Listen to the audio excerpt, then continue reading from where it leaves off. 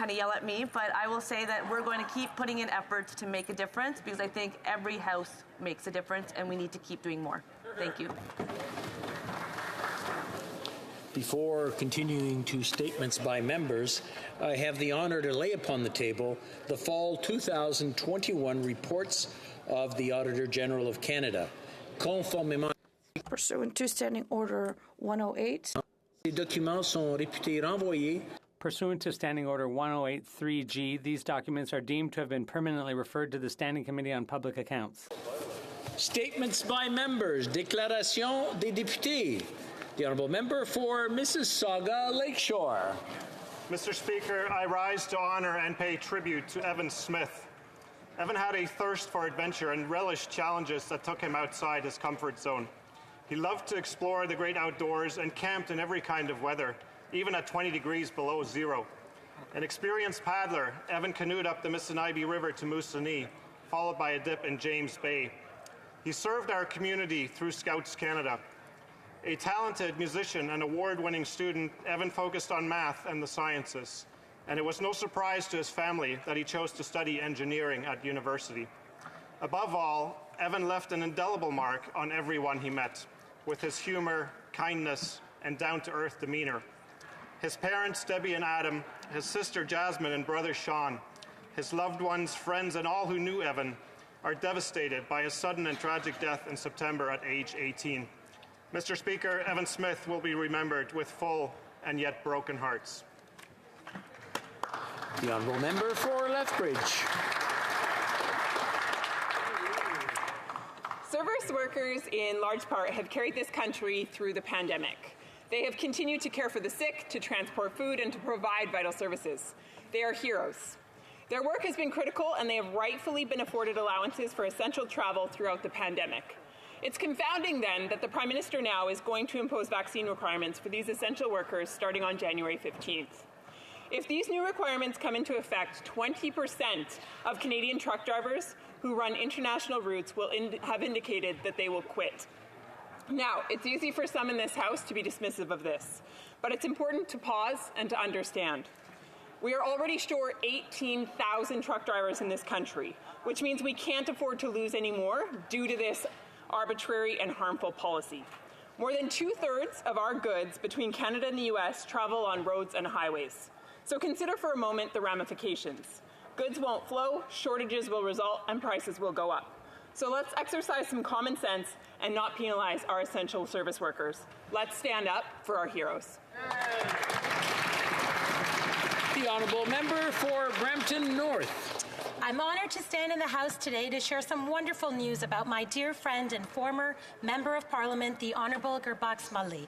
Mr. Mully is an inspiration to both the Sikh community and to Brampton. In 1993, Mr. Mully was elected to serve as the Bramley-Gore-Malton's representative in Ottawa and continued to serve for an impressive 18 consecutive years. While he achieved great things through his role as parliamentary secretary for various ministers, he truly made waves and revolutionized politics by being the first ever turban-wearing Sikh to be elected in Canada and in any legislature in the Western world. In fact, Mr. Mully's election led to a Canadian law prohibiting members of Parliament from wearing any headgear to be revoked, paving the way for future leaders who can now wear their religious garments freely and with pride. I'm thrilled to announce that Brampton has named a park in honor of Mr. Mully this week. I know I speak on behalf of Brampton when I share my heartfelt congratulations. Thank you, Mr. Mully, for being a trailblazer and inspiring us all. The Honourable Member for Laurentides-Labelle. Mr. Speaker, on November 7th, Ms. Michelle Lalonde was elected Mayor of Sainte-Adèle in Laurentides-Labelle, my riding, with 66% of the votes.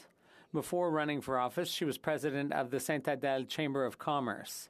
During an interview with the Journal Accès Laurentide, she spontaneously answered the following question: when was a time in your life when you showed courage? Her answer was very quick and sincere. It was deciding one day to change gender. So I believe that this new mayor of Sainte-Adèle is very determined. We have before us an out and proud person who succeeds in her life projects without being prejudiced. For those who are questioning their transition, she's now a role model of success with her positive and constructive spirit. That's why I stand in solidarity with Michelle. Thank you, Mr. Speaker. L'honorable député d'Alfred Pellan. The Honourable Member for Alfred Pellan. Mr. Speaker, the holiday season is upon us, and as Canadians prepare to celebrate, it's important to remember that for some families, the need is even greater. Nearly 200 families in my riding rely on food banks. This year, once again, I'm bringing together the youth of Jeune Youth Laval to assist me with the Alfred Pellan Food Drive, which will brighten up the holidays for the less fortunate. Last year, more than 400 pounds of food were collected, and for 2021, the mission is to do even better. Thanks to the generosity of businesses, farmers, organizations, and constituents, this initiative aims to make the season merry for everyone, as much through the joy of giving as the one of receiving. Merci aux jeunes et moins. Thank you to the young and not so young for their contributions. Thank you to the individuals and businesses who, through their solidarity, make this initiative so successful. Merry Christmas, Happy Holidays. The Honourable Member for Calgary, Rocky Ridge. Mr. Speaker, let me thank the amazing people of Calgary Rocky Ridge for returning me to represent them in the House of Commons. I wish to again thank my incredible volunteer team, without whom I would not be here today. I thank my parents, Marnie and Dwayne Kelly, my loving wife, Kimberly, her parents, Brian and Melody Macbeth, and our incredible daughters, Katie, Jessica, and Megan, for their love and for their unwavering support. I also thank the other candidates, their teams, and the poll workers for ensuring that voters had a choice in a free and open election. I grew up in my riding, and I have in turn raised my own family in Calgary Rocky Ridge, where the people have elected me in opposition to this government. I will carefully consider all the measures proposed in this chamber, and if this government persists in the policies that have caused so much harm and disappointment in my riding since 2015, my constituents can count on me to oppose them with all the tools available to me in the House of Commons. Thank you. Hello. The Honourable Member for Brampton Centre. Mr. Speaker, I'm truly humble and honored to rise for the first time as a Member of Parliament in the House of Commons. I want to thank the residents of Brampton Centre for placing their trust in me, and to my team who worked so hard in election campaign. Losing my father when I was 10 and being raised by a single mom, family means everything to me. I'm grateful to my wife Nazia, our children Ibrahim, Mariam, and Marwa for their continued support. I love you guys. Like many newcomers, I moved to Canada with the dream to succeed in this beautiful land of opportunities. From a humble beginning to an immigrant success story, I understand what it means to make ends meet, and the struggle of a single mother or a university student unable to pay their tuition fee. I will proudly be their strong voice in the House of Commons. Thank you, Mr. Speaker. The Honourable Member for Hamilton Mountain. Mr. Speaker, I am honored to rise as the Member of Parliament for Hamilton Mountain, and I am so grateful to my constituents for electing me to be their voice in this House. Over and over, I have heard that our government's plan for a national affordable childcare system will be transformative for families on Hamilton Mountain. I recently visited one of the umbrella child and family centres in my riding with the Minister of Families, Children and Social Development. Les enfants avec The kids I played with at the Temple Mead Centre were fully engaged with their friends and educators. At length with Executive Director Darryl Hall, who told me that more childcare spaces will ease his wait list and that our plan will save families in Hamilton Mountain $16,000 a year by 2026. Monsieur le Président. Mr. Speaker, we're still waiting for an action plan from the Ontario government. Fight for families on Hamilton Mountain and to be part of a government that is committed to delivering high-quality, inclusive, and affordable childcare in Ontario. Thank you, Mr. Speaker.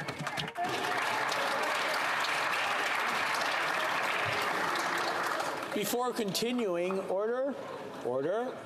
I just want to remind everyone that statements are being made and we all want to hear what they say. So if they can keep the chatter down, it'll make it that much more interesting.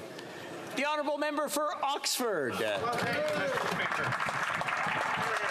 It's my honor and privilege to congratulate Damien Warner, Canada's 2021 recipient of the Lou Marsh Trophy, as awarded to Canada's top athlete of the year.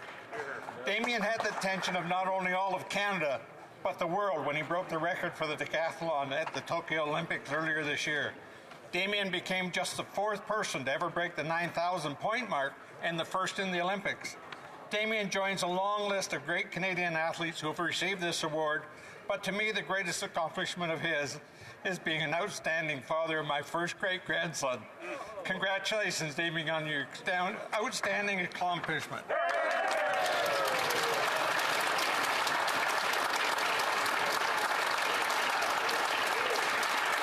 The Honourable Member for Vancouver Grenville.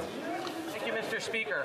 On December 13th, Ismaili Muslims across Canada will celebrate the 85th birthday of His Highness Prince Karim Aga Khan. An honorary Canadian citizen and an honorary companion of the Order of Canada, the Aga Khan has worked tirelessly to reduce global poverty, advance gender equality, and improve healthcare and education around the world. His Highness continues to inspire the Ismaili community to serve our fellow citizens and improve the quality of life of those around us every day. As Ismailis prepare to celebrate 50 years of settlement in Canada, we recall the partnership between Canada and the Aga Khan, which enabled our community to flee hardship in East Africa in the 1970s and make this our home. Since then, Ismailis from Syria, Iran, Bangladesh, and Afghanistan have found refuge in Canada, embracing Canadian values of pluralism, kindness, and compassion. As we mark the 85th birthday of His Highness Prince Karim Aga Khan, we express our gratitude for his leadership. Mr. Speaker, I ask all members of this House to join me in wishing Ismailis across Canada, Salgira Kushali Mubarak.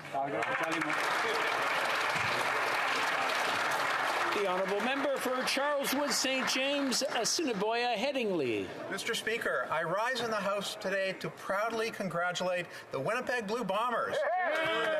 Decisive and nail-biting victory against the Saskatchewan Roughriders just this past weekend. Our shared pride of the CFL never fails to bring excitement for the whole family to enjoy, whether fans are watching from their television at home or cheering on the Bombers in person at the IG Field. This season has truly been one for the history books. No team scored more points than the Bombers, no team turned the ball over less or forced more giveaways than the Bombers, and no team's margin of victory was consistently well into the double digits the way the Winnipeg Blue Bombers was. I call on every member of this House to join me in wishing best of luck to our team in blue as they face the Hamilton Tiger Cats for the coveted Grey Cup this coming Sunday. Hamilton, I hope you're ready. I know we are. Go Bombers, go! Go Bombers, go! The Honourable Member for Flamborough Glenbrook. Mr. Speaker, I'm going to have to disagree with my colleagues from Winnipeg and Manitoba, because as a proud Hamilton area MP, it's a great pleasure to rise and recognize the champions of the CFL's East Division, the Hamilton Ticats. The Hamilton Ticats have had an incredible season. It's been one of sheer grit and determination, which is much like the story of Hamilton itself. It's a team that now looks to avenge the loss they suffered to the Bombers 2 years ago, except this time, Mr. Speaker, we're playing on home turf in Hamilton's own Tim Hortons Field. So, Mr. Speaker, let me conclude with the famous chant that has been recited at many Ticat games over the years and will surely be recited again on Sunday as the Ticats go on to win the 108th Grey Cup. Oski wee wee, Oski wah wah, holy Mackinac, Tigers, eat 'em raw.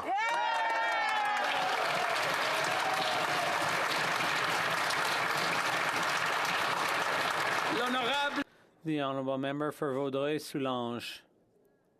Mr. Speaker, as the holiday season approaches, and with the love and spirit of generosity that come with it, I rise today in the House to recognize the organizations and the teams behind them in my community of Vaudreuil-Soulanges who work tirelessly day in, day out to help those in need. This includes the Dorion Dream Centre, L'Actuel in Vaudreuil-Soulanges, Le Pont Bridging and Meals on Wheels in Hudson, the Café de la Débrouille in Migros, the Source Entraide, Moisson du Sud-Ouest, and La Popote Roulante. Dedicated and organized volunteers, Mr. Speaker, and on behalf of this entire community and this House, I express my sincere thanks and gratitude. I also invite everyone in Vaudreuil-Soulanges to continue showing the solidarity that we've always shown and give to these organizations that have always given to us. Bravo, thank you, Mr. Speaker. Bravo. The honourable member for Cowichan, Malahat, Langford. Mr. Speaker, Ottawa can be both a rewarding and frustrating place. Rewarding because of the many opportunities we have in making a real difference in the lives of our constituents, but frustrating in that many of the proposed solutions can be too slow or ineffective in addressing the challenges our country is facing. I do believe politics is an inherently optimistic enterprise and that we are all here to do right by our communities and to make this country a better place. We have the ability, and I would say the responsibility, to enact policies and transformational change that will leave a legacy for future generations. We owe it to them to be bold in confronting climate change, in enacting healthcare reform, in pursuing justice and reconciliation with Indigenous people, and setting Canada on a path towards the renewable and clean energy economy of the future. I'm very thankful to the residents of Cowichan, Malahat, Langford for again putting their trust in me to be here to fight for this bold future. And finally, allow me to wish you, Mr. Speaker, and all of my colleagues in the House a happy and healthy holiday season. The honourable member for Berthier-Massé-Nongé. Thank you, Mr. Speaker. This year we're celebrating the 100th anniversary of the St. Vincent de Paul in Berthier. It's an institution that makes a big difference in the lives of my constituents. Volunteers take over from one another to ensure that the services are provided. They provide food, furniture, and other secondhand items at a very low price. And they're very friendly. This is environmentally friendly. It reduces waste, and it's a priority to these people who also organize Berthier's annual food drive.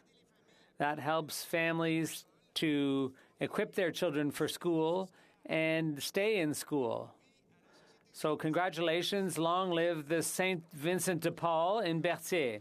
Member for Thornhill.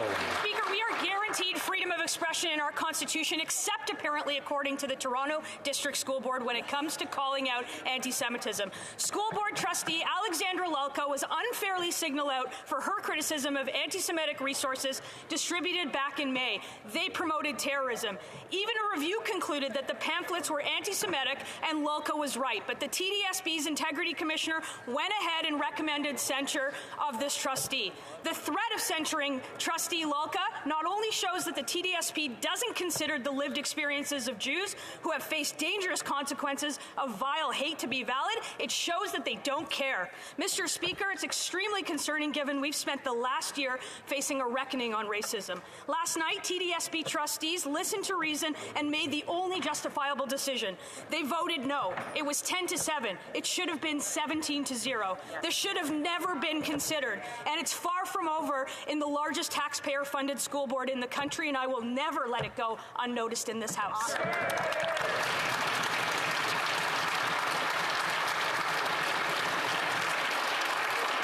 The honourable member for Pierrefonds-Dollard. Monsieur le Président. Mr. Speaker, I'd like to sincerely thank the voters and residents of Pierrefonds-Dollard, as well as the volunteers and my family for allowing me to return to this House for a second time. Take this opportunity to pay homage to a volunteer in my recent campaign. 2 weeks ago today, Osama El-Saman passed away at the age of 35 due to complications related to COVID. Osama was a refugee who couldn't return to his native Syria because of the political situation there. He was someone who enthusiastically believed in the promise of Canada and, despite not yet being a citizen, actively contributed to our democracy. Osama is survived by his wife Kauthar and 2 young children, Kusay and Sana, ages 4 and 2. A fund is also being established to help his young family live in dignity. His sudden passing reminds us how precious life is and how short it is. Osama al-Saman will be remembered and forever loved by his family and friends. May he rest in peace.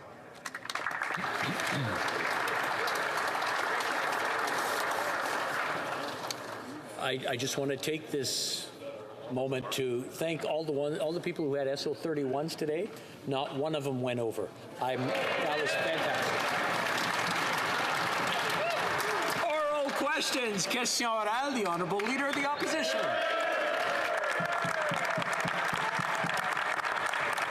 Mr. Speaker, half of Canadians under 30 have given up on owning a home. The Canadian dream used to be we worked hard so that our kids would have even more opportunity than we had.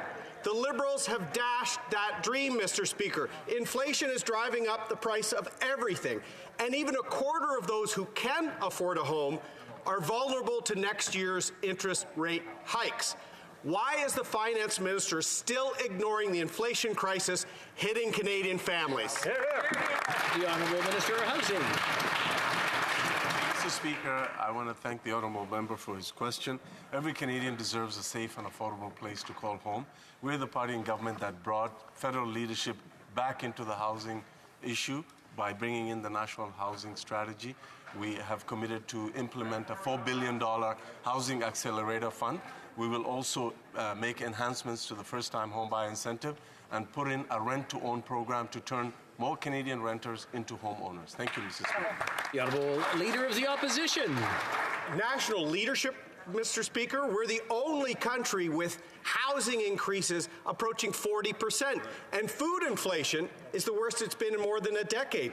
Next year, it's going to take another $1,000 out of every family budget. Canadians are going to be paying more from everything from bread to vegetables, and paychecks are already being squeezed to the breaking point. So my question is pretty simple. Maybe that minister will answer after the Prime Minister and Deputy Prime Minister have refused. Will they finally start thinking about monetary policy? The Honourable Minister. Mr. Speaker, the Honourable Member across the way knows that the Bank of Canada mandate is reviewed every 5 years. This process is under review right now. The bank has undertaken an extensive process on this matter, and there have been good conversations between the government and the Bank of Canada, and we look forward to announcing the results of that review in due course. The Honourable Leader of the Opposition. We are increasingly concerned that the Bank of Canada's mandate may change. That is a quote from one of Canada's leading economists, Mr. Speaker, and that quote should have all Canadians concerned. Young Canadians are already priced out of owning a home. All Canadians are watching their grocery bills go up by thousands of dollars, and the Liberals want the bank to stop trying to control inflation. The Prime Minister was asked 11 times yesterday and didn't answer. So maybe this new minister will answer. Why is the Liberal government going to abandon the Bank of Canada's 2% inflation target? The Honourable Minister for Tourism. Mr. Speaker, the Honourable Leader of the Opposition knows that the Bank of Canada is independent and has been so since 1991, when monetary policy became their province. Canada was the second country in the world to establish an independent central bank, and an approach that has become an international best practice. Canadians quite rightly expect better from all MPs than taking cheap shots at the strong, independent institutions that have served the national interest with so much predictability and good service. The Honourable Leader of the Opposition. Mr. Speaker, all parents want to give their kids a better future. The dream of young people of buying a first home is now impossible because of this government, and the Liberals want the Bank of Canada to stop controlling inflation. Why is this government abandoning future generations? The Honourable Minister of Housing. Merci, Monsieur. Thank you, Mr. Speaker. Every Canadian deserves an affordable home. We brought federal leadership back in the housing market. Every single time that we proposed more investments in affordable housing, the leader of the official opposition and his party voted against that. When we brought in measures to bring in the first-time homebuyer incentive, they voted against that. Even today, their motion goes against. There's no mention of affordable housing in their motion. They have no credibility on this issue, Mr. Speaker. The Honourable Leader of the Opposition. Chaque Canadien. Every Canadian deserves the truth, Mr. Speaker. Prices are going up, but salaries remaining the same. Inflation is out of control, and the Liberals are doing nothing. Every week, Canadian families are seeing their grocery bills go up. Basic products like food are not affordable. Why are the Liberals abandoning the 2% inflation target for the Bank of Canada? The Honourable Minister of Tourism. Mr. Speaker, we understand that inflation and affordability are a pressing concern for Canadians, and we know that this is a global phenomenon and not just a problem for Canada. I also want to reassure Canadians that we are working hard to make life more affordable. Our childcare plan will considerably cut costs for families. We are determined to address the affordability and cost of living issue. The Honourable Member for La Prairie. Mr. Speaker, things aren't easy for travelers after having gone through 108 steps at the border. They go home and they take a COVID test and they wait their results while in quarantine. After a little wait, they don't get any news and they think, okay, I don't have COVID. I'm going to go out. I'm going to go to a restaurant. But no, wait, it's not because they didn't get a result that they're negative. In fact, it's because the government is losing 30% of the test. That's what the Auditor General has said today, is that 30% of their test results are missing or misidentified. When will they start taking this seriously? The Honourable Minister of Health. Thank you, Mr. Speaker, and I want to thank my colleague for giving me the opportunity to thank the Auditor General, who plays a fundamental role in our democracy and in Parliament. We greatly appreciate her look back, and we will take into consideration her results to look forward, and we will continue to protect the health and safety of Canadians. The Honourable Member for La Prairie. So travelers go home, they take a COVID test, they quarantine, they wait the results. After some time, they don't get any news, and they think, okay, I don't have COVID, I'm going to go out, go to the restaurant, but wait. If they weren't notified, it's because 14% of those who tested positive were never contacted by the federal government. We're talking about 1,156 people who got COVID and didn't know it. Mr. Speaker, I don't know if we should laugh or cry. How could this fiasco happen? The Honourable Minister. Thank you, Mr. Speaker. And this gives me the opportunity to remind people that COVID-19 is not over. Just this morning, we heard the Minister of Health for UK say that in the coming weeks and months, there could be 1 million Omicron cases in the UK, which represents 20,000 Omicron cases per day in Canada. It's twice as many as we saw in recent months. We all have to work together in order to protect the health of people here in the country. The Honourable Member for Burnaby South. Thank you, Mr. Speaker. The Parliamentary Budget Office released a report today which makes it clear that inequality is growing in Canada. Wealth is being concentrated into fewer and fewer hands, and people that are workers and are struggling and lower income have less and less resources, which is not surprising. And we also know the pandemic has probably just made all of this even worse. As you know, the pandemic has hurt working class people and lower income folks more than those at the top. All of this underlines how important it is to have a fair taxation system.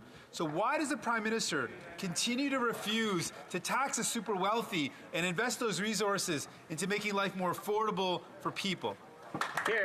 The Honourable Minister of Tourism. Mr. Speaker, I thank the Honourable Member opposite for his question, and let us review some of the ways that we are making life more affordable for Canadians. A single mom with 2 kids will receive $13,600 from the Canada Child Benefit. The average family in Saskatchewan will get almost $1,000 back on the carbon price rebate. Seniors received $500 this month. We are increasing OAS by 10%.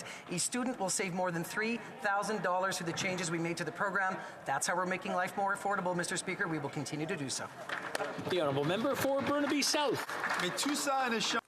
But this changes nothing about the realities that there are growing inequalities in Canada. The Parliamentary Budget Officer issued a report that clearly shows the fact that these inequalities are increasing. The pandemic has made the problem worse. This shows the importance of having fair and equal taxation. Why is the Prime Minister refusing to put in place taxation that will make the ultra-rich pay their fair share, invest in people, and make life more affordable? The Honourable Minister of Tourism. Our government is committed to asking those who prospered during the pandemic to help a little bit more for those who did not. Our platform committed to raise corporate income taxes on the largest, most profitable banks in the country, as well as insurance companies, and introduce a temporary Canada Recovery Dividend, given that they've recovered faster. We are also working to implement a global minimum tax. 136 OECD G20 framework members have signed up. The Honourable Member for Banff Airdrie. Mr. Speaker, amidst the cost of living crisis, hard-working Albertans are being forced to pay more and more for everyday goods.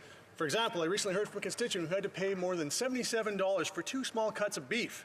And yet the Liberals seem content to just dismiss this real-life implications of this crisis as simply a global issue. But that doesn't help my constituents who can't afford the products they need every day. So my question is this. Does this government really believe it's just inflation, or is the Prime Minister just incompetent? The Honourable Minister of Tourism and Associate Minister of Finance.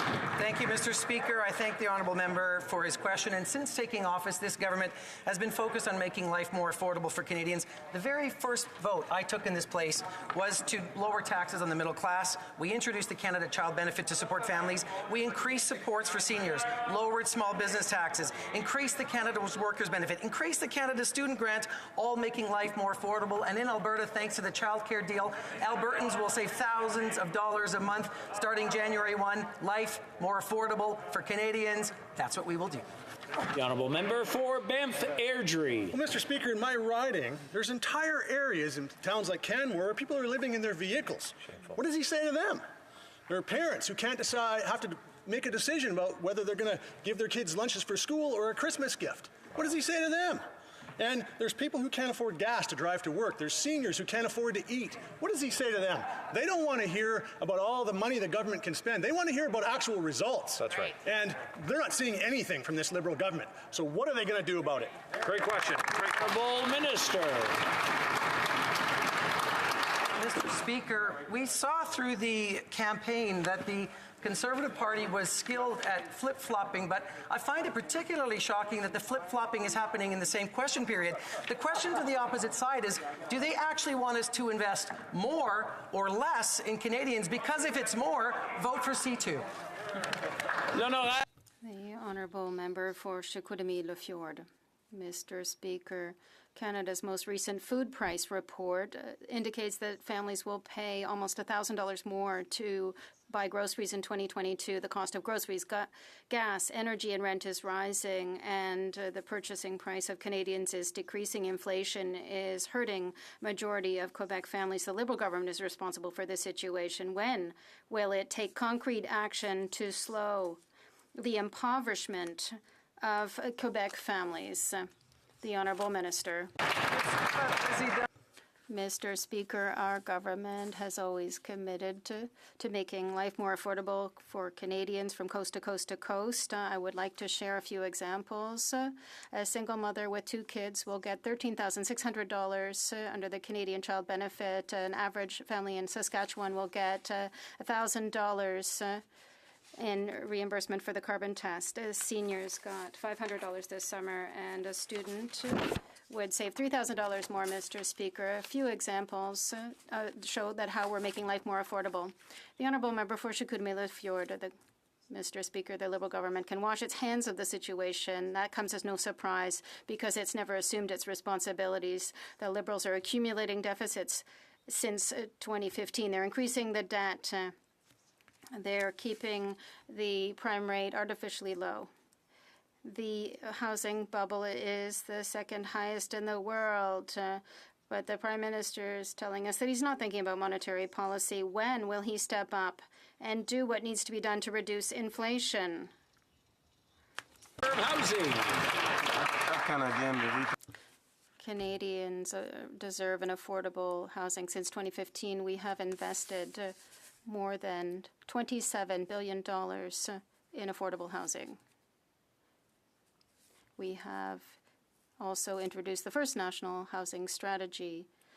Our plan has more than $72 billion, has already helped more than 1 million Canadians to obtain the housing that they need. The Honourable Member for Carleton. La taxe libérale de l'inflation. The Liberal inflation tax is now hurting people at the grocery stores. We see that the average family will have to spend $1,500 more. We're talking about a $1,000 increase. Canadians don't have $1,000, particularly after the increase in the housing costs and the increase in gas of $1.50. Yesterday, the Prime Minister admitted in English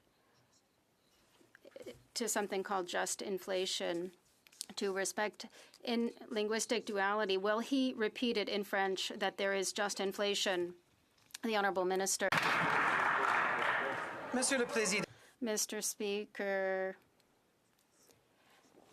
the difficulties of the supply chains is real but transitory. We see that life is becoming more unaffordable for Canadians. We're therefore focusing on reducing the cost of housing and childcare. We're here to make things more affordable, and that's what we will do. The Honourable Member for Carleton. So-called experts have given up on this term transitory inflation, yet the Associate Finance Minister is trying to resurrect it. On the same day, we get a report saying that the average family will have to spend another $1,000 just to put nutrients on their kids' tables. We already have the second worst housing bubble on earth, $1.50 a litre for gas. The average family can't keep up with the cost of living. And this minister says it's transitory. If so, how long until all of this price inflation reverses itself and the prices come back down? The Honourable Minister.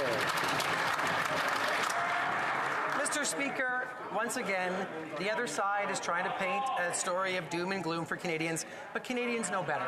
Inflation in Canada in November was 4.6.5%. In the United States was 6.2%. It was 6.2% in Mexico, 4.9% in New Zealand. The experts agree, Mr. Speaker, this is not a made-in-Canada phenomenon. Mr. Speaker, the former Bank of Canada, Stephen Polo's agreed. Even the leader of the Conservative Party has agreed this is a global phenomenon. The Honourable Member for Rivière-du-Nord. Mr. Speaker, the Conservatives seem more concerned by the fact that street gangs use CERB to buy illegal guns, rather than by the fact that illegal guns are circulating freely in Montreal. We agree it's terrible that it was used for that, but it's no more terrible than if the guns were paid for by fraud, pimping, or extortion. The real problem, the major problem, Mr. Speaker, is that it's too easy to obtain handguns in Montreal. What is the minister going to do to stop criminals from having access to guns? The Honourable Minister of Public Safety. Mr. Speaker, it's unacceptable when there is fraud in the system. We have to consider serious consequences, but the benefits that we introduced for Canadians during the pandemic are necessary and will be there for Canadians during the pandemic. Thank you, Mr. Speaker. The Honourable Member for Avignon, La Matisse, Matin, Matapédia. Mr. Speaker, on one side, the Liberals who do nothing to stop the proliferation of illegal firearms. On the other side, we have the Conservatives who want to criticize CERB. And in the middle, there are concerned families, people who no longer want to go for a walk in Montreal, shots fired in libraries, stray bullets in the living rooms of honest folk. The problem is that illegal firearms are circulating in Montreal, and no one feels that the federal government is seeing any urgency. When will the minister finally understand that it's urgent and we have to tackle the problem at the source? The Honourable Minister of Public Safety. Mr. Speaker, we are the government that strengthened gun control. We are the government who introduced and banned military-style assault weapons. We are the government that added resources at the border to fight against violence caused by guns. And we will continue to work together with all the MPs, all governments, in order to move this fight forward. The Honourable Member for Rivière-du-Nord. Mr. Speaker, what needs to be done is to send a clear signal that the government intends to take action now, not in 2 months, now. The RCMP border services and available resources should be put to work now. We need concrete action that take into consideration how urgent the situation is. We don't want the list of what has been done in the past. We don't want election promises and what they might do later if they feel like it. What are they going to do today, Mr. Speaker, to prevent access to illegal guns and put an end to armed violence in the streets of Montreal now? The Honourable Minister. Mr. Speaker, a life lost to violence is one life lost too many. We have taken important measures to fight against this crime, and we will continue to do so in order to prevent other tragedies from occurring, to stop illegal trafficking of guns. We have made important investments in order to improve the investigation capacity. I continue to speak with my counterparts in Quebec and the municipalities, and we will continue to work together with the Bloc and the members in this House. For Calgary Midnapore. It was reported yesterday that street gangs in Montreal defrauded Canadian taxpayers and used the Canadian Emergency Response Benefit in order to buy illegal guns. It's unthinkable that the government is letting this happen. When did the minister learn that money that should have gone to Canadians was used by criminals? The Minister of Labour. Of course, Mr. Speaker, the government does not tolerate fraud. We work and are continuing to work with all administrations and authorities in order to ensure that these individuals and others who committed fraud be held accountable. The government remains firmly opposed to gun violence and organized crime and will ensure the safety of communities in Canada. The Honourable Member for Calgary Midnapore. Court found that a street gang in Montreal fraudulently obtained over $100,000 from the Canada Emergency Response Benefit Program to fund illegal firearms smuggling operations, not to mention reports of this money being used for both human trafficking and prostitution. How could the government not take immediate action instead of funding organized crime with taxpayer dollars? Of Employment. Our government has zero tolerance for fraud. We have and will continue to work with all appropriate jurisdictions and authorities to ensure that these individuals and others who committed fraud are held accountable. We'll always take a hard stance against gun violence, illegal activities, and organized crimes, ensuring that we keep our communities and country safe. And I'll remind this House, Mr. Speaker, that 8 million Canadians benefited from this service. The Honourable Member for Calgary Midnapore. There has been the surge of deadly shootings taking place across Montreal, and now we have found out that criminals have been using CERB to purchase these illegal firearms. The irony of a government that purports to fight gun crime is overwhelming. So what will the minister do to ensure that this fraudulent activity ends, and more importantly, bring these criminals to justice? Minister of Public Safety. Mr. Speaker, I think all members in this chamber can agree that we've seen too many lives lost due to gun violence, and that is why we've taken concrete action by introducing a ban against military-style weapons, by introducing additional resources to fight gun trafficking at the border.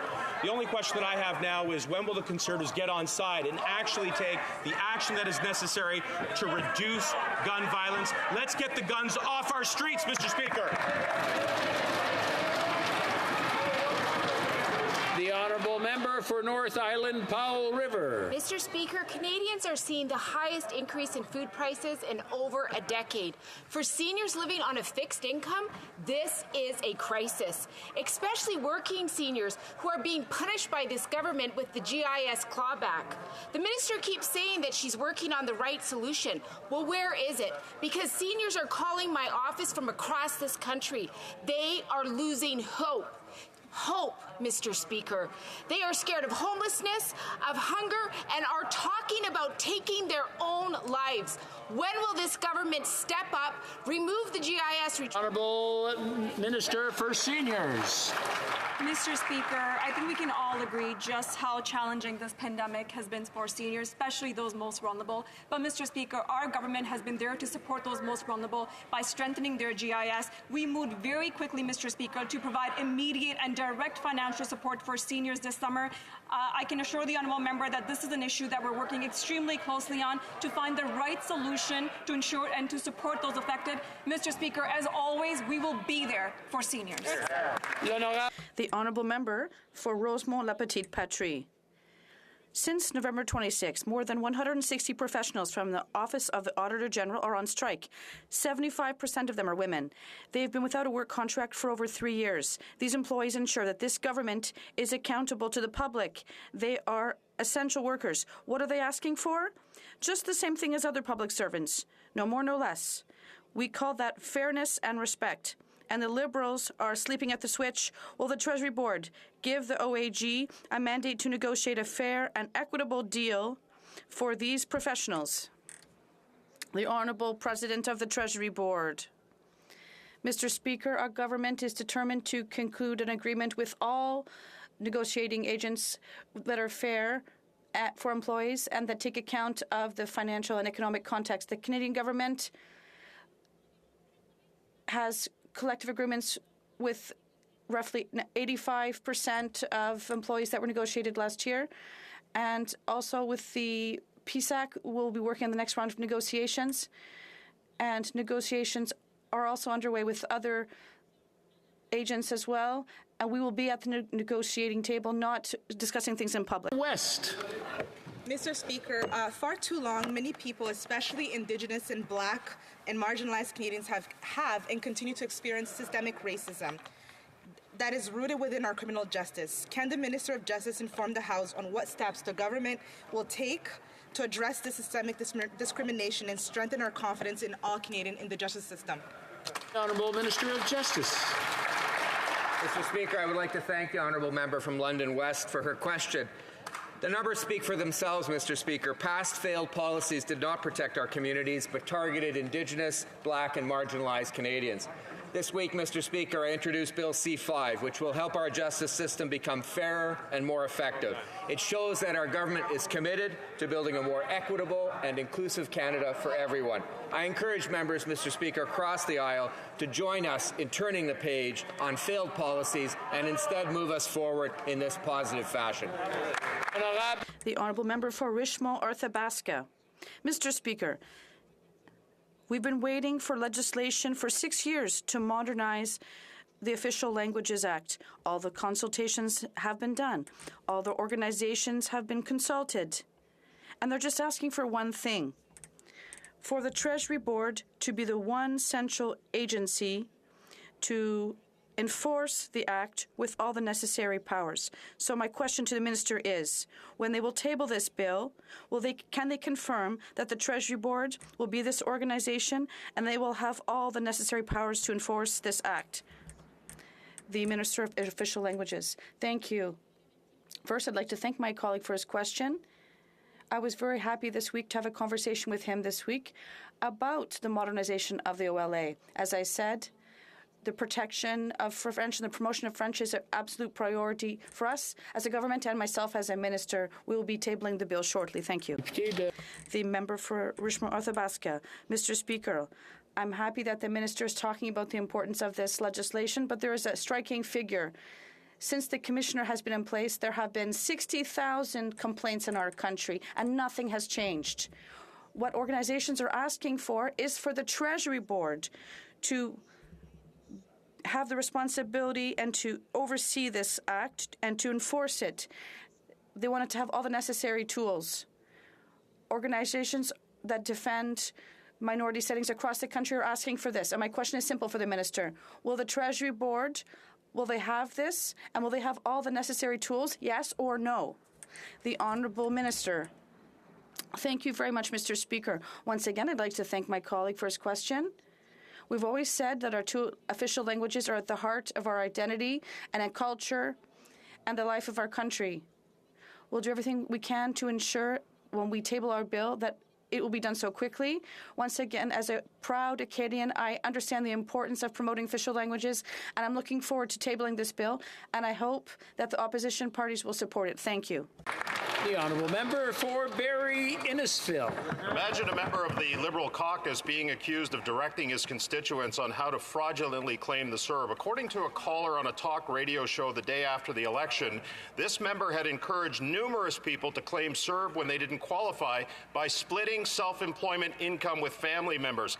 In fact, in one area of this member's riding, 7 in 10 residents over 15 received the CERB, one of the highest concentrations in Canada, according to a Canadian Press report. If this is true, how seriously would the Prime Minister take claims of advising people to commit fraud against one of his MPs? The Honourable Minister of Employment. I can assure this House that government has zero tolerance for fraud. We are systematically following up on every active case and every issue that we address through CERB. We said from the beginning we were going to give Canadians, I'll remind you, 8 million of them, CERB, and at the end we are enforcing our integrity and compliance measures, and we have no tolerance for fraud. The honourable member for Barrie Innisfil. Well, I'm awfully glad to hear the minister say that there's no tolerance for fraud. The caller also stated that for the savvy advice, I gave the member of Calgary Skyview my vote, and he was telling everyone to do that. Asked by the host what he would do if the CRA came knocking, he said, well, I'm sending them straight to his office because it was all his idea and everybody in Skyview did it. Everyone 15 years of age or older. Does the Prime Minister agree that CERB fraud is a serious issue and the possibility that a member of the Liberal caucus was directing people to commit fraud requires an investigation? The Honourable Minister.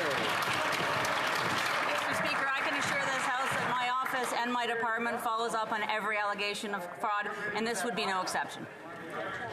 L'Honorable. The Honourable Member for Thérèse de Blainville. Mr. Speaker, Emily Sans-Façon lost her battle with cancer in 2020. But the fight for employment insurance that supports seriously ill workers until the end of their treatment continues. 2 years ago tomorrow, Emily met with the Prime Minister, who promised her to increase the number of weeks of benefits. But since nothing's changed, Mr. Speaker, 15 weeks is not enough. 26 weeks is not enough either. When will the government realize that sick people need 50 weeks? The Honourable Minister of Employment. Mr. Speaker, of course, we offer our condolences to the family of Émilie Sans-Façon. I was at that meeting with the Prime Minister, and that is why we committed in 2021 to extend benefits from 15 to 26 weeks. Now, we are in consultation about modernizing the Employment Act, and everything is on the table. The Honourable Member for Thérèse de Blainville. Mr. Speaker, amongst the people who are continuing Emily Sans-Façon's fight is Jessica Mimo. She is here in Ottawa, and she's in a good position to see if this government takes its commitment seriously. The Prime Minister promised Emily Sans-Façon that he would increase the duration of benefits. He has the duty to honour that promise for all the other sick people like Ms. Mimo. They need 50 weeks of EI coverage to recover. Will the government finally meet their needs? The Honourable Minister. Mr. Speaker, of course we know that sick people need more weeks of coverage for EI sick leave, and that is why we extended it from 15 to 26 weeks. And with the modernization of the Employment Act, we will put everything on the table. But I understand, as I spoke with people, that member before the question period, I'm looking forward to meeting with that individual.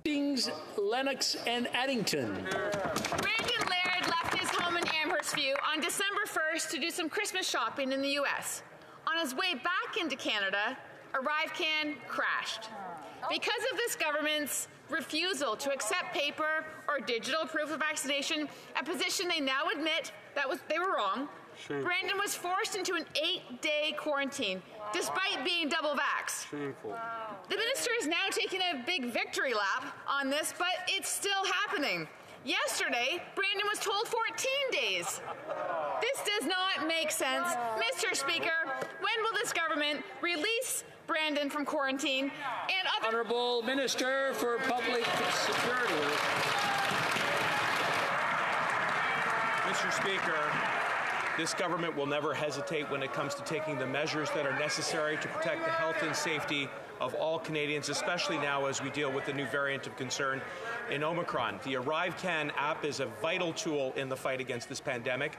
Over 4 million Canadians have already uploaded it, and it is increasingly important as we ensure that we are taking the steps that are necessary to fight against COVID, Mr. Speaker. These decisions are informed by evidence, they're informed by science, they're informed by our top public health care experts, and we will never hesitate to do what's necessary to protect Canadians. The honourable member for Prince George, Peace River, Northern Rockies.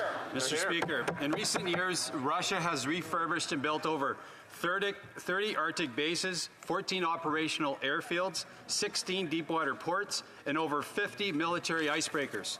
Further, Mr. Speaker, the Russian Foreign Minister Sergei Lavrov also recently warned Canada that all the resources beneath the melting ice in the Arctic Sea belong to the Russian government. When is this Liberal government going to stand up to this Russian aggression? The Honourable Minister of Health. Thank you, Mr. Speaker. I'm obviously very pleased to answer this question on behalf of the Minister of National Defence. She's obviously very mindful and on top of this file, and I know she's in contact with the Member of Parliament and will provide appropriate details. The Honourable Member for King Vaughan. Mr. Speaker, our seniors are struggling with the cost of inflation, adding a strain to their finances. Mr. Frank Pellegroni, an 80-year-old senior who lost his job due to the pandemic, is now facing the challenge of selling his home to ensure that he has enough funds to cover his wife's medical expenses. Damn. Mr. and Mrs. Pellegrini immigrated to Canada over 45 years ago, have worked hard to support their families. When will this government put the needs of our seniors first or leave them behind? The Honourable Minister for Seniors. Mr. Speaker, our government's priorities have always been to support seniors, especially those most vulnerable. When it comes to supporting seniors, Mr. Speaker, I'm proud of our record. One of the first things we did, Mr. Speaker, was to restore the age of eligibility of OAS back to 65. We've enhanced the CPP. We have strengthened the OAS and GIS. Mr. Speaker, we have an ambitious agenda for seniors, and I look forward to encouraging the member and ensure that we implement that ambitious agenda. Thank you. The Honourable Member for West Vancouver, Sunshine Coast, Sea to Sky Country. Mr. Speaker, the people of West Vancouver, Sunshine Coast are concerned by climate change and the environment. This is one of the main concerns I heard at doors during the election. Climate change is real and presents real challenges to communities across Canada. Can the Minister of Environment and Climate Change update the House on the government's progress in addressing climate change and protecting our environment? The Honourable Minister of the Environment. Thank you, Mr. Speaker. I would like to thank the member for West Vancouver's Sunshine Coast Sea to Sky Country for raising this important issue. And he did it in French. During the last elections, Canadians made it clear that they want a government that will act more and do more and quicker for climate change. We set a plan of net zero emissions by 2050, and we want to protect 25% of Canada's land and 25% of Canada's oceans by 2025. We want to help build energy-efficient homes more affordably and introduce measures to build clean. This is part of our agenda. Speaker, Communist China has upped the ante against democratic Taiwan with provocative military pressure. The U.S. Secretary of State has warned China that any move to invade Taiwan will have serious consequences.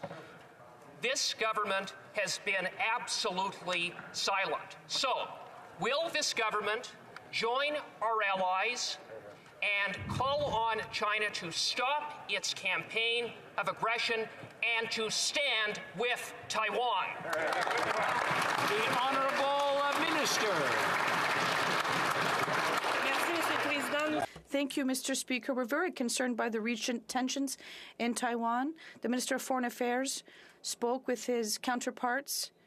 Parties must refrain from actions that could compromise peace in this region. There is a need for Canada to ensure regional security and safety. The honourable member for Bow River. Mr. Speaker, the federal government's negotiations with the RCMP left municipal leaders in my riding questioning who will pay for this 5-year retroactive salary coverage. Right. Now the RCMP deserve compensation for the hard work they do to protect my constituents. But negotiations did not include municipalities and will lead to property tax increases, compounding the liberal inflation tax on homeowners and small businesses. Will the Prime Minister be leaving my constituents responsible for even more just inflationary burdens? The Honourable Minister for Public Safety. Well, the first thing I'd like to do, Mr. Speaker, is to thank the members of the RCMP who provide public safety right across the country, including in my honourable colleagues' constituency. And I know that we will continue to have good discussions at both the provincial and municipal levels to ensure that we continue to provide world-class law enforcement right across the country. And, Mr. Speaker, I would say with regards to his comments around inflation, this government will always have Canadians' backs when it comes to this pandemic. We have and we will continue to going forward. Thank you. Honourable member for Battle River Crowfoot. Thank you, Mr. Speaker. Alberta elects its senators. And on October 18th, Albertans made this clear by electing 3 senators in waiting: Pam Davidson, Erica Baroudis, and Mikhailo Martiniuk. Up to now, this Liberal Prime Minister has alienated Alberta, and our country is as divided now as it was during the National Energy Program of the 80s. My question is very simple. Will this Prime Minister respect the democratic will of Albertans? Yes or no? The Honourable Minister. Mr. Speaker, our government is very proud of the changes we made to make the Senate less partisan and more effective. I think, Mr. Speaker, members would agree with me that it's somewhat ironic coming from the party of Stephen Harper to be lectured.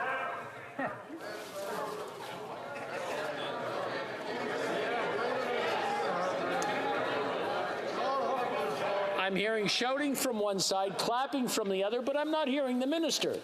Minister, please start from the beginning. Mr. Speaker, the pleasure is mine. I think you'll agree with me, Mr. Speaker, that it's somewhat ironic that our government would be lectured by the party of Stephen Harper for the quality of the women and men that we've appointed to Canada's Senate. We strive to appoint outstanding people, respecting the diversity of the country. And, Mr. Speaker, we're also very proud of the appointments we've made from the province of Alberta. The Honourable Member for Etobicoke Lakeshore. Mr. Speaker, owning a home is a long-held dream for many Canadians, but one that's becoming out of reach for many, especially young Canadians.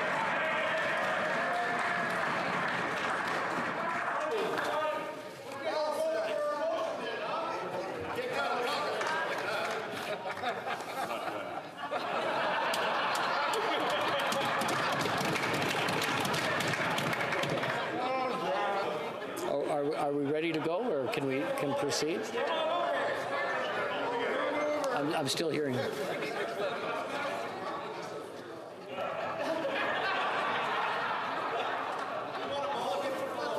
The Honourable Member for Etobicoke Lakeshore, please. Thank you, Mr. Speaker. Owning a home is a long-held dream for many Canadians. But it has become out of reach for many, especially young Canadians. I heard this at the doorsteps in Etobicoke Lakeshore during the campaign. Canadians were given a choice in this election, and we know what they chose. So, can the Minister of Housing share with this House how our government is going to make that dream more affordable? Thank you. The Honourable Minister for Housing. Mr. Speaker, I want to thank the Honourable Member for Etobicoke Lakeshore for his strong advocacy and his question on this important issue. Our government has been working hard to make sure that more young Canadians and more middle-class families have access to the dream of home ownership. We, through this throne speech, we've committed to enhancing the first-time home buyer incentive and introducing an innovative and new rent-to-own program that will turn more Canadian renters into homeowners. These and other measures we are committed to make sure that every Canadian has a safe and affordable place to call home. Thank you, Mr. Speaker. The Honourable Member for Nanaimo Ladysmith. Mr. Speaker, this October, 109 shipping containers were lost off the coast of Vancouver Island. The spill left toxic chemicals, damaged marine ecosystems, and has spread debris along our shores. The Liberal government did not immediately seek local or traditional knowledge or resources, allowing the spill to spread. Climate change and increases in traffic will only make these disasters more common. Mr. Speaker, when will this government deliver an emergency response plan to make sure communities and our environment don't continue to face such devastation? Thank you. The Honourable Minister. Continue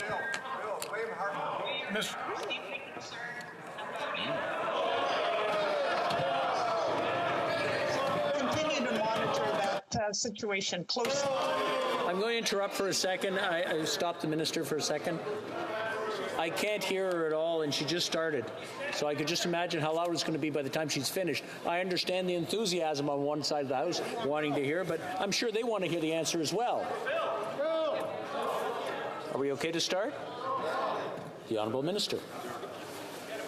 Thank you, Mr. Speaker. And I remain concerned about the potential environmental impact of these shipping containers, and we're continuing to monitor that closely. But what I want to say is that the Canadian Coast Guard and its partners in the Unified Command did an amazing job of responding quickly and efficiently to make sure the safety of the crew, first responders, and the public, and communicating with partners. And that's why we were able to mitigate the potential even worse harm from that incident. The Canadian Coast Guard is continuing to work. The Honourable Member for Spadina, Fort York.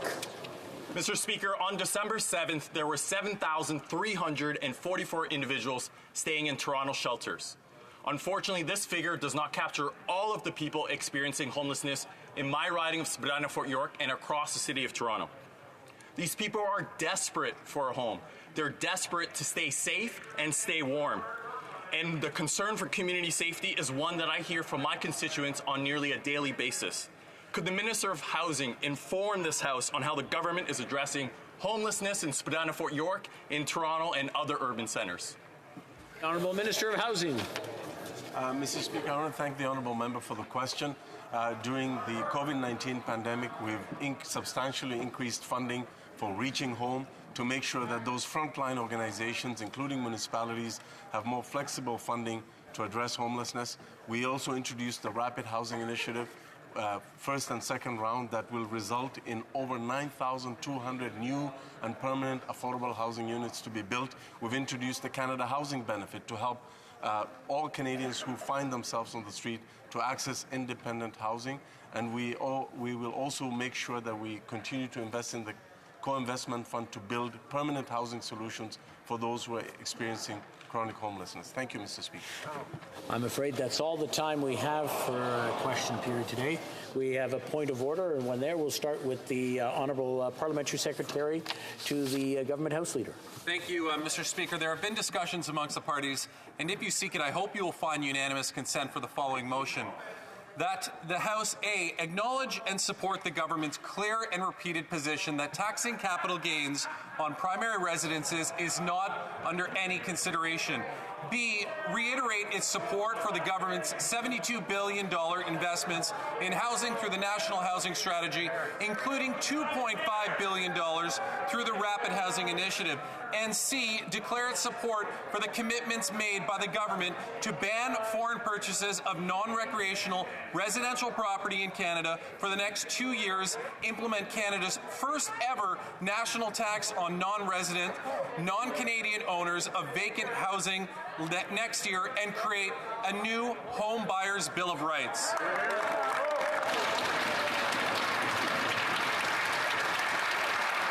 All those opposed to the Honourable Member moving the motion will please say nay. I don't believe we have unanimous consent on that one. Check the census log. We have another point of order. The honourable member for Barrie Innisfil. Thank you, Mr. Speaker. And in relation to the question I asked in question period, I'd like to table two documents. One is a transcript from News Talk 770 CHQR Shay Ganem show on September 21st. And it's in relation to the discussion that the host had about the fraudulent claims of CERB. And the second is a letter that I wrote yesterday to the National Leads Center of the Canada Revenue Agency. And with unanimous consent, I'd like to table those, Mr. Speaker. Thank you. All those opposed to the honourable member moving the motion and tabling the documents, please say nay. I'm afraid we don't have any unanimous consent on that either. The honourable member for Edmonton Riverbend. Thank you, Mr. Speaker. And I'm absolutely certain that if you seek it, you shall find unanimous consent for the following motion: that the House condemn the failed Liberal housing strategy, including its elections promise, found on page 13 of the platform, to impose a capital gains tax on the sale of primary residences.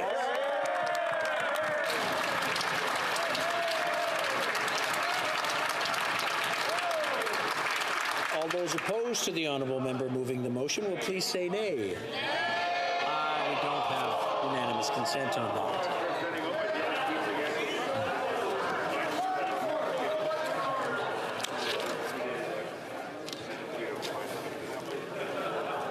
Point of order?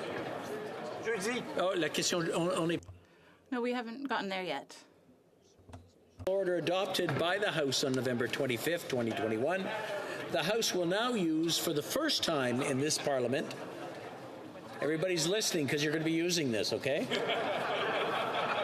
The remote voting application. Accordingly, before proceeding with the vote, I would like to share some information on the process for taking of recorded divisions that members may find useful. As per the special order, votes will continue to take place as per the usual process. For those in the chamber, members present in the House must stay in their seats for the duration of the voting period and should not vote via electronic system. La procédure suivante. The following procedure will apply to members who are participating remotely. Members will receive a notice to say that a vote is being held, and once the vote has begun, they will have 10 minutes to vote using the electronic system by indicating that they are either for or against the motion, or whether they abstain from voting on the motion. Members will then have to take a photo to validate their identity and to submit their vote. Members will be able to change their vote during the 10-minute period, but all of the steps will have to have been completed before the end of the voting period in order for the votes to be recorded. When the vote in person is finished, members can continue voting through the electronic means if there is time left in the voting period.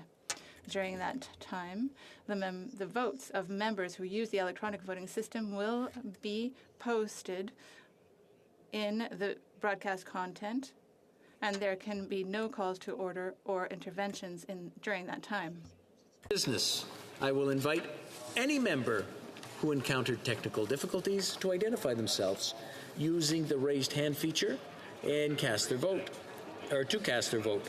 In accordance with the special order, I will then entertain any concerns raised by the House officer of a recognized party regarding the visual identity of a member using the electronic voting system.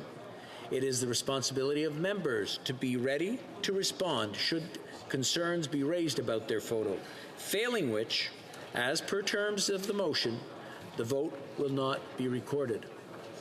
Une fois ces étapes terminées. Once those steps have been completed, the results of the vote will be compiled, and the clerk will announce the final results to the chamber. Letters are available before, during, and after a vote to assist members if they encounter difficulties with the system or for any technical matter related to the virtual sitting. It remains the responsibility of members to ensure that they have adequate connectivity to fully participate in the proceedings and that they fully complete all steps of the voting process. Thank you. It being 3:12, conformément à l'ordre adopté le jeudi 20. Pursuant to the order made on Thursday, November 25th, 2021, the House will now proceed to the taking of the deferred recorded division on motion of the second reading of Bill C-3.